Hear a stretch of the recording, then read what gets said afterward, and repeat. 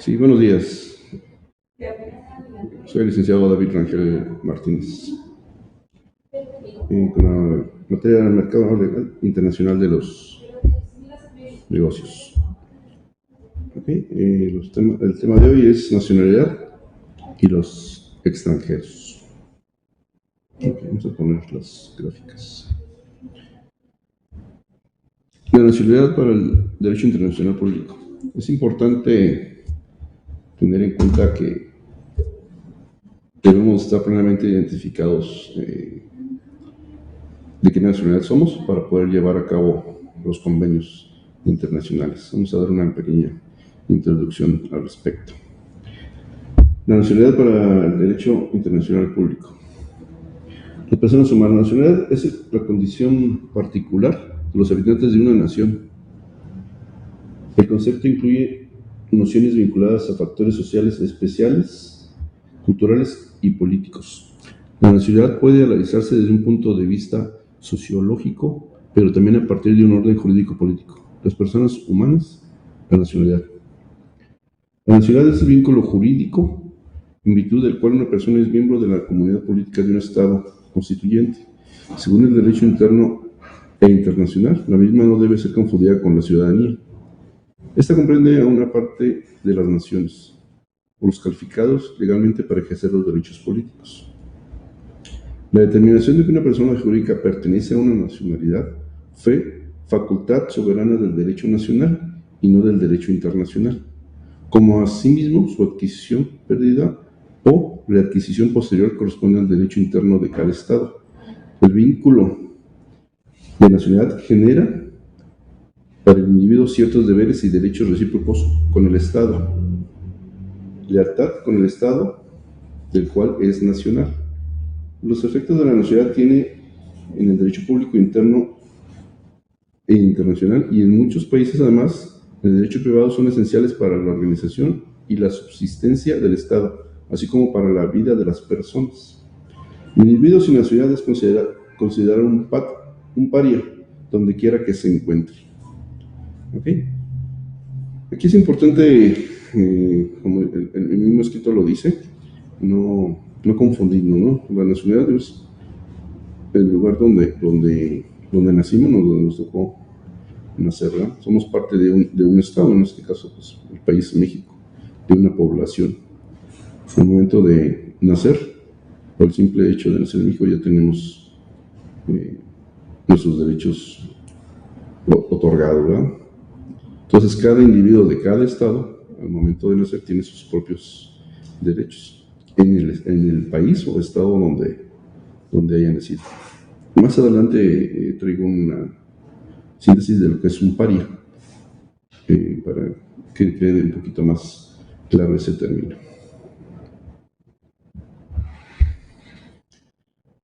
Un estado paria es aquel cuya conducta es considerada como fuera de las normas internacionales de comportamiento. Es un término usado casi exclusivamente por Estados Unidos en referencia a aquellos estados hostiles a sus intereses geoestratégicos y sobre los que pretende imponer un aislamiento internacional con mayor o menor éxito. Este término se encuentra muy relacionado con el estado canalla. Definiciones. Harvey define el estado paria como aquel caracterizado por aislamiento diplomático precario, ausencia de sensación de seguridad, apoyo de seguridad creíble o relaciones políticas con estructuras de alianza de gran poder y ser los objetivos de propio obsesivo e implacable y la censura de los foros internacionales como las Naciones Unidas. Como no hay una definición definitiva de estado paria, el término ha sido aplicado a diferentes estados en diferentes momentos y se suele designar a un país como tal con propósitos políticos. A día de hoy, el término se suele usar con mayor frecuencia para referirse a estados que apoyan el terrorismo y persiguen el desarrollo de armas de destrucción masiva, violando acuerdos internacionales. Como aquí la misma lectura nos lo hace mención, el estado paria normalmente lo usa Estados Unidos, ya que son los países con los que no concuerdan en sus ideales, como es bien sabido con los países de Medio Oriente que tienen conflictos bélicos. Entonces ellos así lo describen. que es un Estado paria. ¿Por qué? Porque no concuerda con sus ideales. Sabemos que Estados Unidos es una de las potencias, de las primeras potencias, y son realmente los que llevan el control de los acuerdos internacionales. Ellos, al tener el poder mayoritario, pues desgraciadamente lo acomodan o lo modifican a su mejor conveniencia. Que los acuerdos internacionales son para beneficio de todos los países, pero ciertamente Estados Unidos siempre lo va a buscar a su preferencia, ¿va? A su conveniencia. ¿Sí? Okay. Eso es un Estado paria. Nociones afines a la nacionalidad. Domicilio de origen. La expresión domicilio de origen era un tecnicismo que aludía a la nación a que pertenece. Por tanto, si la ley competente era del domicilio de origen, se requería significar la nacionalidad del individuo. Esos son términos que se van a emplear al final de cuentas para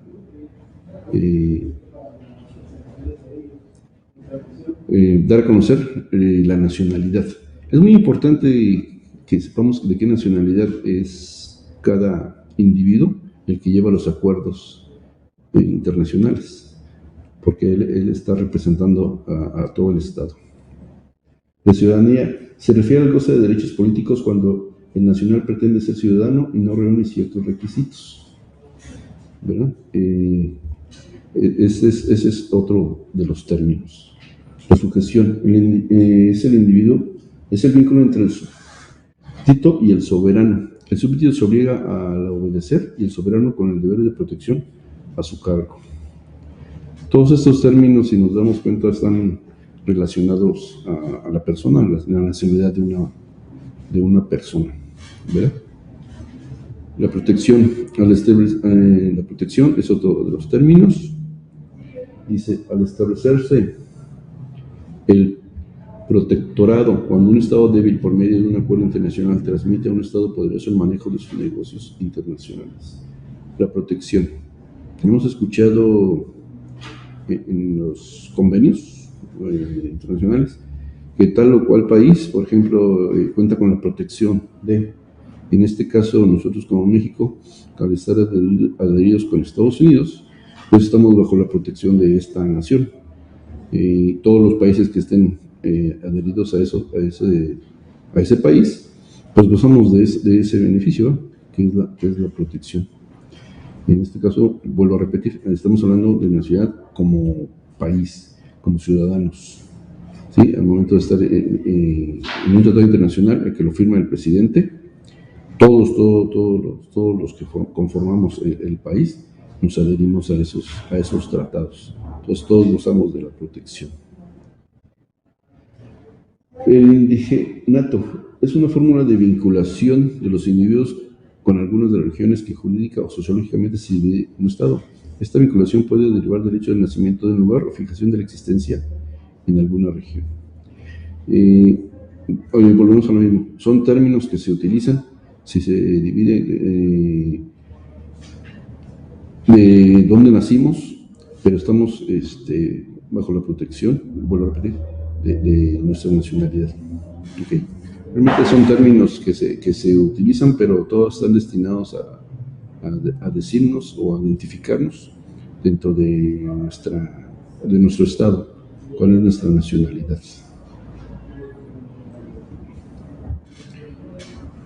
Ok, en México tenemos una nacionalidad en el ordenamiento jurídico mexicano, en el artículo 30 de la Constitución, que define el concepto de nacionalidad para el Estado mexicano. Las obligaciones inherentes a la nacionalidad mexicana las pone el artículo 31, mientras que el artículo 37A expone los expuestos de una persona que puede ser destituido de su nacionalidad, teniendo en cuenta que ningún mexicano con nacimiento podrá ser privado de su nacionalidad.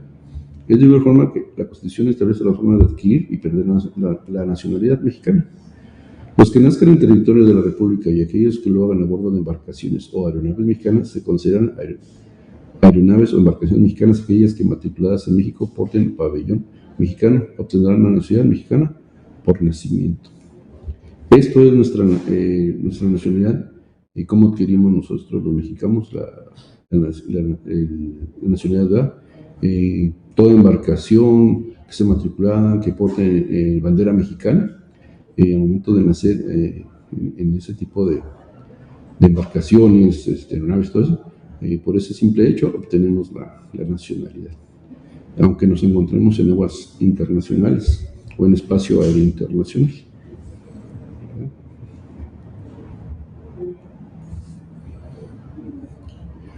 La nacionalidad mexicana se pierde de los siguientes supuestos: por adquirir voluntariamente en una nacionalidad extranjera, entendiéndose por tal la obtención de un documento oficial expedido por un Estado que lo acredite como su nacionalidad.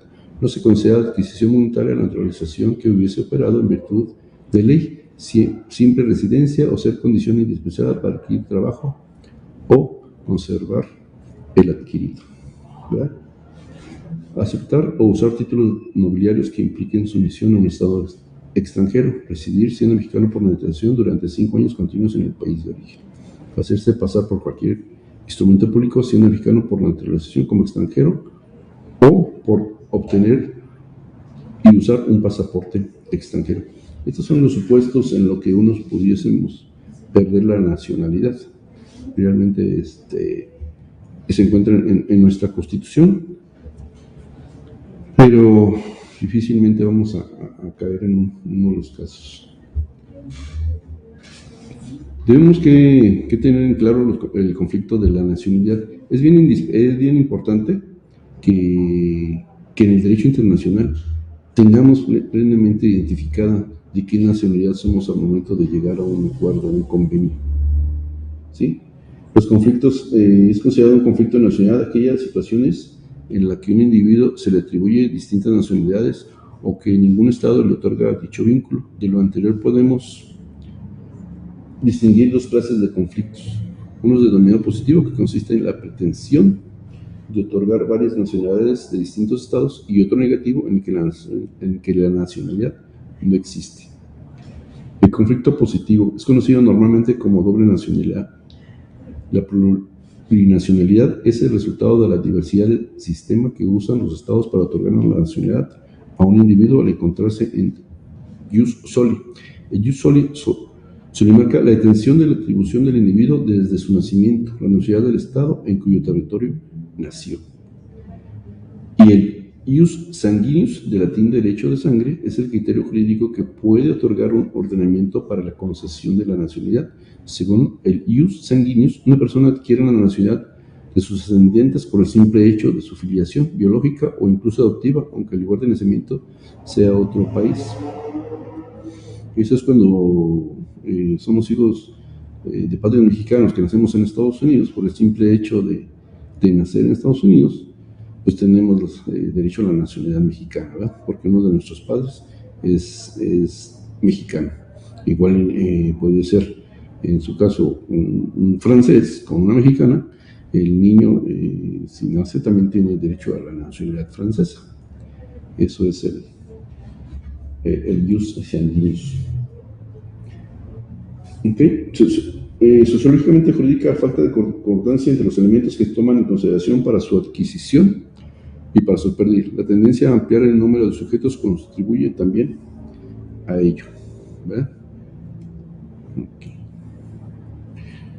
El conflicto negativo de la nacionalidad, comúnmente denominado como apátrida, existe cuando ningún Estado otorga su nacionalidad a determinados individuos. Es un problema que afecta a gran número de individuos considerados como extranjeros por todos los estados y que sufren posiciones de desventaja con respecto a ellos, puesto que carecen de documentos de identificación y de viaje, ¿verdad? Conflicto de nacionalidad apátrida. Personas que carecen de nacionalidad al no ser considerado nacional por ningún estado. Esta situación puede darse cuando la persona nunca ha tenido nacionalidad, no se le atribuye al nacer, o porque ha perdido su nacionalidad sin adquirir otra. Una de las principales causas de la apatría es la desintegración de los estados, pero puede ser también resultado de una legislación deficiente o de los procedimientos que regulan el matrimonio y el registro de nacimientos. En ocasiones los gobiernos promueven leyes que discriminan a sectores enteros de la población o se muestran reacios a reconocer la ciudadanía a determinados grupos étnicos. No debe confundirse la indocumentación de la persona extranjera con la apatridia. A continuación se escriben algunos ejemplos de apatría.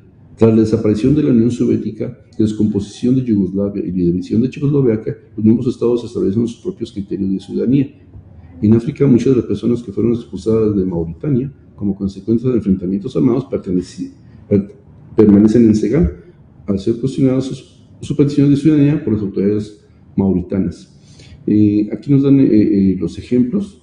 El más claro es de la Unión Soviética, cuando se descompuso la Yugoslavia y la división de Checoslovaquia. En un momento quedaron sin la protección de ninguno de los dos países.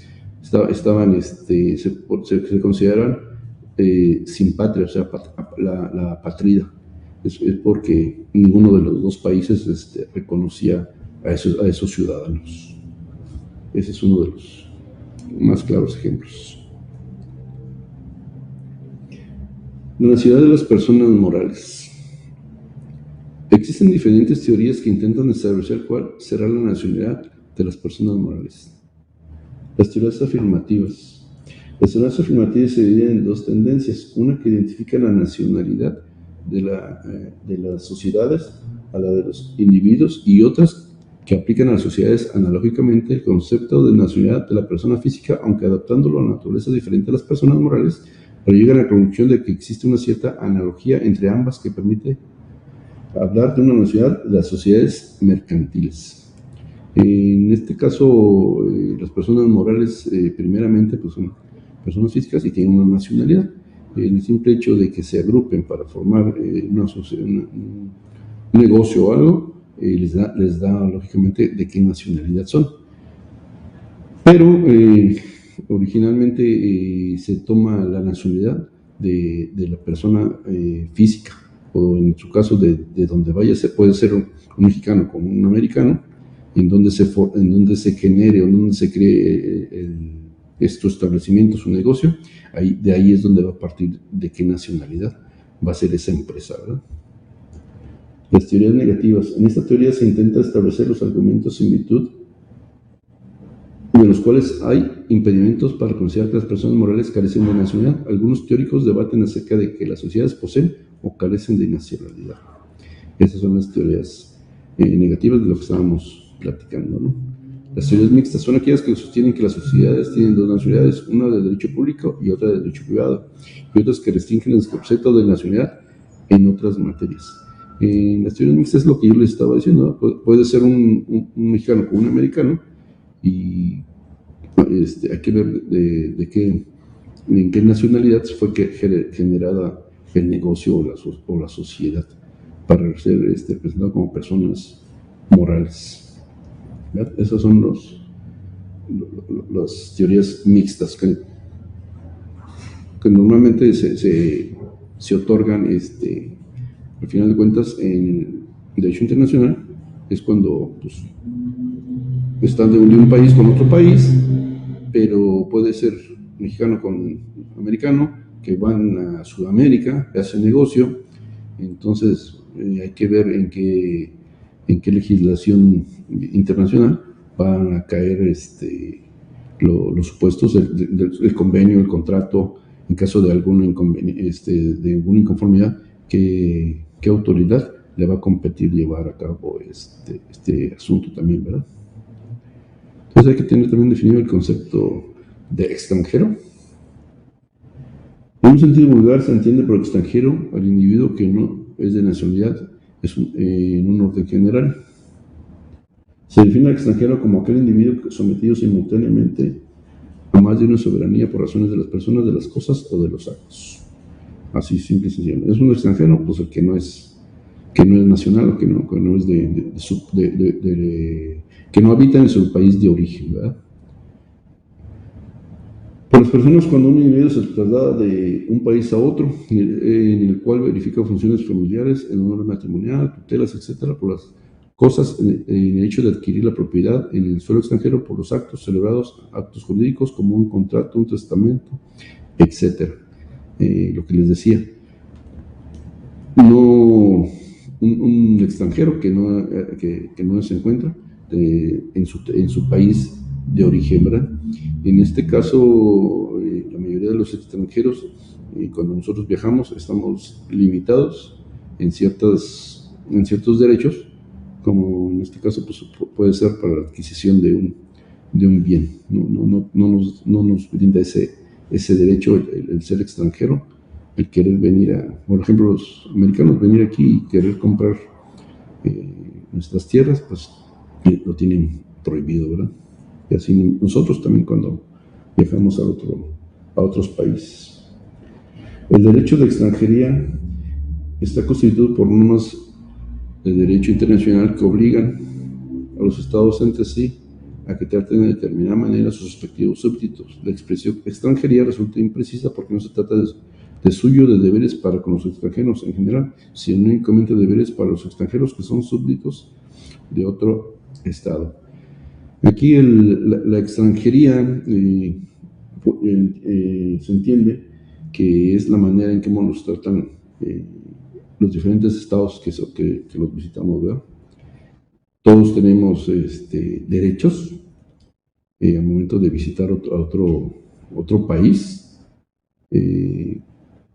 La manera en que nos tratan, eso sería la extranjería. Pero todo eso está estipulado en los convenios internacionales, sobre todo en el de los derechos humanos, ¿verdad? Todos gozamos de los mismos derechos, los derechos humanos son universales, por lo cual en el país que nos encontremos vamos a gozar de los mismos derechos.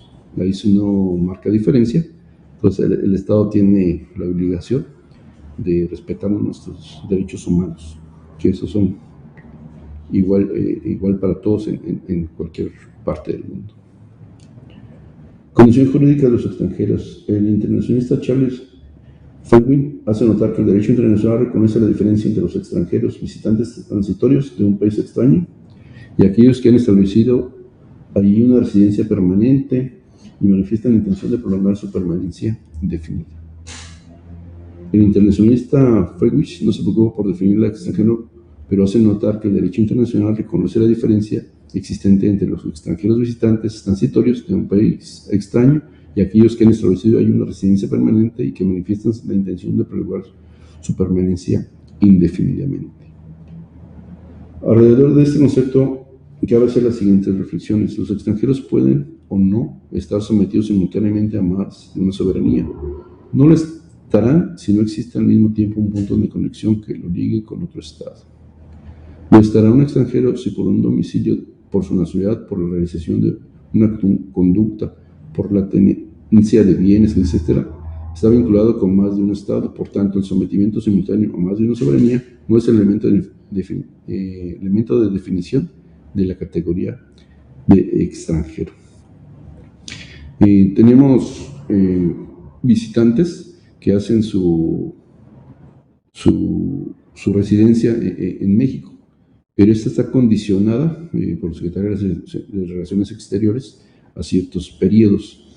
Igual como nosotros, ellos tienen que notificar que vienen a residir en México, mas no pueden tener el derecho de la posesión de los bienes. Muchas veces se ha escuchado el término de prestanombres, cuando un mexicano, a nombre de tal o cual extranjero, lleva a cabo una compraventa. Entonces, realmente el extranjero no es el que hace directamente la adquisición, sino un prestanombre que sería una persona de la nacionalidad mexicana para poder llevar a cabo. Entonces, ahí es donde entra otro concepto, o sí que otro concepto, el vulgar que se conoce, el prestanombres, ¿no? Pero volvemos a lo mismo, todo extranjero está limitado a la adquisición de los bienes territoriales. Condición jurídica. La persona física o moral extranjera puede ser súbdito de otro estado o carecer de nacionalidad. Existen extranjeros que no son súbditos de otro estado y implicará que no tendrán derecho a ser protegidos y que un Estado no tendrá derecho a protegerlos, pero no significa que no tengan un tratamiento similar al que corresponde a los nacionales. El trato distinto deriva del hecho de que no son nacionales. Tienen importancia, desde luego, que se determine si un extranjero es o no nacional de otro Estado para que se define si existe la posibilidad de protegerlo o para examinar si por su nacionalidad tiene derechos y obligaciones especiales y no comunes al resto de los extranjeros. Lo relevante es dejar fijado que no es elemento de la definición de extranjero que no sea nacional de otro Estado. No es menester tampoco que el extranjero se encuentre en el territorio de un Estado el que no es el nacional. Exigir la presencia material del extranjero en un Estado en que no es nacional es una exigencia inadecuada, puesto que el estatus jurídico propio del extranjero le puede corresponder por realizar actos jurídicos, por tener bienes, por realizar cualquier situación conectada con las normas jurídicas de un Estado del que no es nacional. Aquí ya hay cada supuesto, pues así que cada extranjero que quiera hacer su vida, ¿no? O sea, él tiene que condicionar su situación y sobre todo acreditar su legal estancia en tal país, ¿verdad? Así como nosotros cuando viajamos a Estados Unidos, que es nuestro país vecino más cercano, solicitamos un permiso de internación, el cual nos lo otorgan por 6 meses. En ese término podemos estar libremente en el país, pero al término del mismo tenemos la obligación de regresarnos a nuestro territorio, ¿verdad? La condición jurídica de los extranjeros consiste en determinar los derechos y deberes de que los extranjeros gozan en cada país. Consecuentemente, la condición jurídica de los extranjeros estará integrada por los diversos derechos y obligaciones imputables de un Estado a las personas físicas y morales que no tienen el carácter de nacionales. La expresión condición jurídica de los extranjeros alude a la esfera jurídica de las personas físicas y morales no nacionales en un Estado determinado. Dicha esfera jurídica se conformará de derechos subjetivos y deberes subjetivos derivados de normas jurídicas internas, internacionales o de ambos. No se coincide la condición jurídica de los extranjeros sin una referencia, aunque sea hipotética, al sistema jurídico nacional de un país dado. La condición jurídica de los extranjeros y el derecho internacional privado. La condición jurídica de los extranjeros es un tema complementario dentro del derecho internacional privado. Es un tema ligado con el problema central llamado indistintamente por la doctrina conflictos de leyes, colisión de leyes o imperio de las leyes en el ámbito internacional. El conflicto de leyes es lo que hace un momento les comentaba, cuando entre personas de diferentes nacionalidades hay un conflicto, entonces entra en conflicto de leyes. ¿Qué leyes es la reconocida para poder llevar a cabo la investigación de cierta demanda, ¿no? O sea, si alguien quiere demandar, ¿qué ley es la que le corresponde o tiene la autorización para poder llevar a cabo eso? Normalmente eso nos lo explica el derecho internacional. La condición jurídica de los extranjeros como tema complementario dentro del derecho internacional privado como cuestión privada no solo está en relación con los demás conflictos de leyes, sino que también se vincula con la nacionalidad. Esta es íntima conexión con el tema de nacionalidad, la condición jurídica de los extranjeros, porque debe previamente determinarse quién es nacional y quién es extranjero. Pero además hay otras relaciones entre ambas naciones y que Newgate se encargará de precisar. El Estado que tenga interés de asimilar muchos extranjeros procurará hacer fácil la obtención de su nacionalidad y difícil la situación de los extranjeros. Por el contrario, si el Estado no pretende absorber extranjeros por considerar que tiene bastantes con su propia población, podrá mostrarse más exigente para conceder su nacionalidad y más tolerante en cuanto a la condición de los extranjeros. ¿Vean? Y este apartado, pues así que espero que les quede claro. Por ejemplo, hay países Estados Unidos, que hacen muy difícil la nacionalidad, ¿verdad? Entonces pone muchas trabas para que uno pueda obtener. ¿Por qué? Pues porque ya está saturado de nacionales. Entonces, pone trabas a los extranjeros, que es el resumen que tenemos en esta lectura. Por ejemplo, un norteamericano pretende adquirir un bien inmueble en territorio de las partes, a la forma del contrato, etc. Dada la calidad de extranjero de este norteamericano, habrá que determinar si el extranjero está en aptitud de adquirir bienes raíces, problema de condición jurídica de extranjero. Si no puede adquirir un inmueble por encontrarse en zona prohibida, carecerá de objeto entrar a la búsqueda de normas jurídicas aplicables a la operación adquisitiva de un inmueble. ¿Verdad? Lo que hace un momento les comentaba, cuando no tienen esa condición jurídica para adquirir el bien, pues normalmente se pegan a lo que conocemos como un prestanombre. En forma previa, sin necesidad de entrar al conflicto de leyes, la situación jurídica concreta que quedó resuelta en el supuesto de que el extranjero no goza del derecho de adquirir bienes raíces en la zona prohibida de 100 kilómetros de las fronteras y de 50 kilómetros en las costas. Si el inmueble no se halla dentro de la zona prohibida y el extranjero tiene derecho a adquirirlo, una vez elucidada la cuestión previa, se pasará al conflicto de leyes. Vuelvo a recalcar, el conflicto de leyes es qué autoridad es la encargada de poder llevar a cabo la resolución de ese conflicto. Una norma de resolución de conflictos de leyes es diferente a una norma jurídica que rige la condición jurídica de los extranjeros, porque la primera es formal y la segunda material. La condición jurídica de los extranjeros no solo interesa al derecho internacional privado, interesa en grado muy relevante al derecho internacional público, en virtud de que los estados, como miembros de la comunidad internacional, tienen derechos y obligaciones derivados de la aplicación de las normas jurídicas de un estado determinado a personas físicas o morales. Lo que decía, todos tenemos el derecho internacional privado, interesa porque pues, primeramente como individuos pues, vamos a tener conflictos, ¿verdad? Y en el público pues es cuando tenemos problemas con el Estado, con otro país.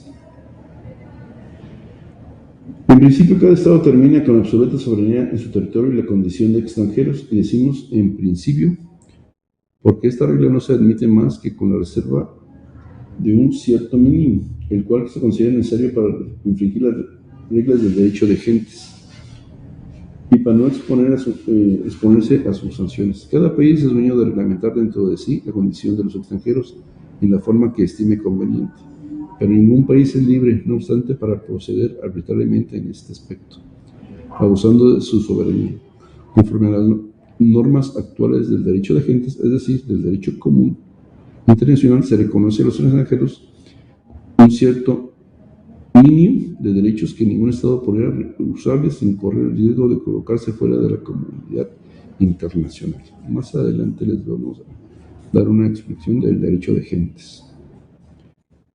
El derecho interno de extranjería puede rebasar el ámbito del derecho de extranjería internacional.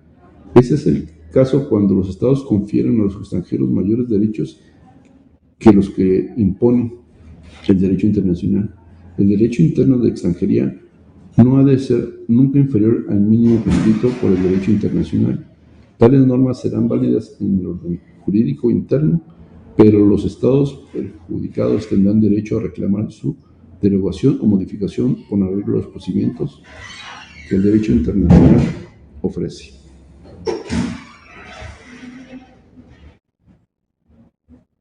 Condición jurídica de los extranjeros.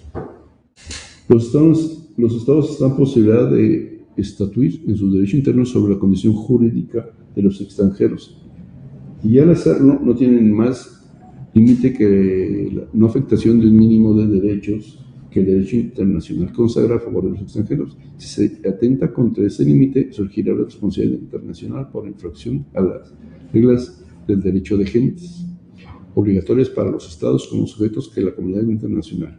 Tal responsabilidad será exigida por el Estado del cual es nacionalidad del extranjero cuyo mínimo de derechos no fue respetado.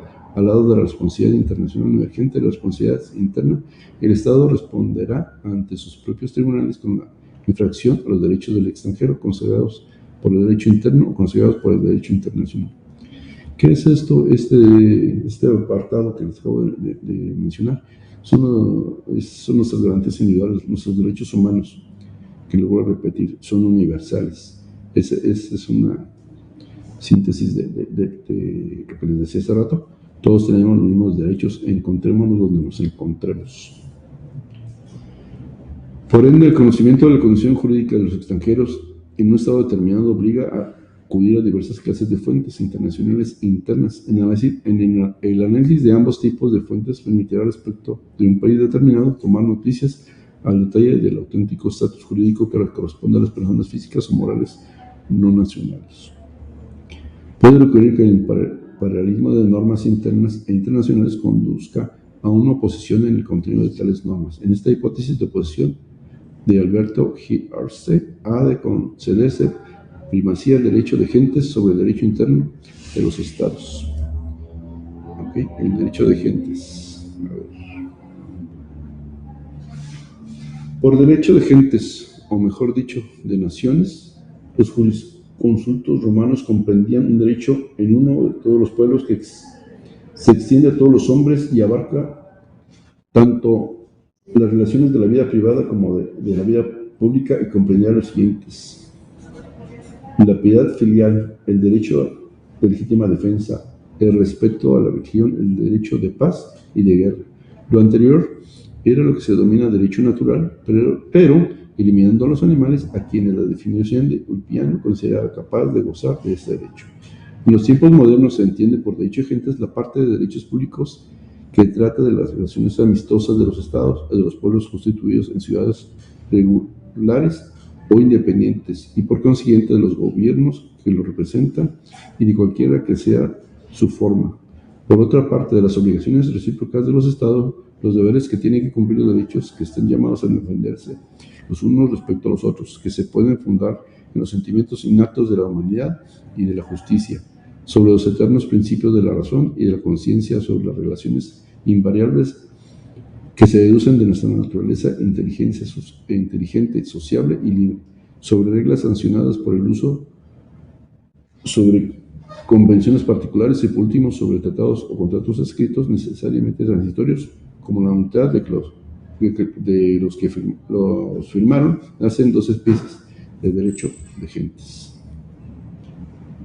¿Ok? Aquí tenemos nuestra bibliografía donde sacamos los datos. Okay. Bueno, el derecho de gentes es nuestros derechos son los derechos humanos, los derechos universales.